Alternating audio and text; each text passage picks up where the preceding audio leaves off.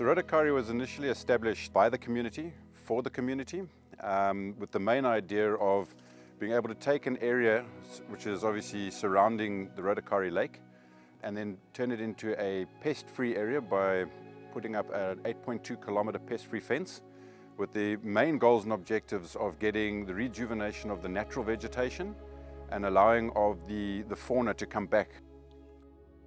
So throughout the years now, we've been bringing in rare and endangered species like the kiwi, the hee-hee, saddleback.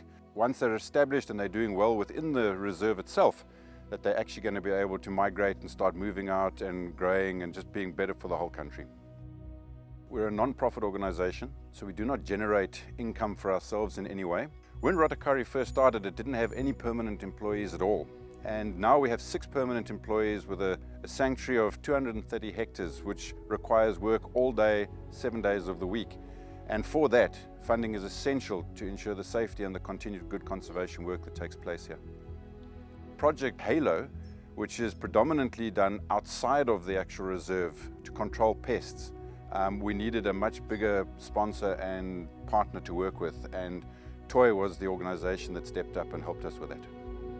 So the main purpose of the Halo project is to protect wildlife that flies out over the fence into the neighbouring farmland, and by trapping that enables them to live outside the reserve. So we work with 17 landowners that all have farms and land around the reserve. Part of my role is trapping on the 4,500 hectares outside of the reserve. So we use a quad to go around and check these traps monthly, rebaiting them and recording the catch data that we get into the traps. Rotokare Scenic Reserve Trust is extremely grateful to TOI for the very, very generous $100,000 grant which we have received from them to make this project a success.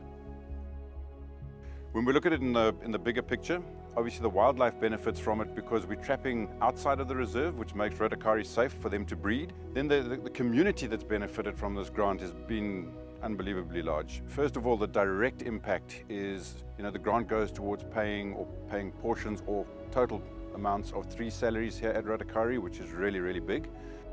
By making Rotokare such a success and where we're heading with Rotokare affects all the users, and we have over 30,000 people that visit this scenic reserve every year.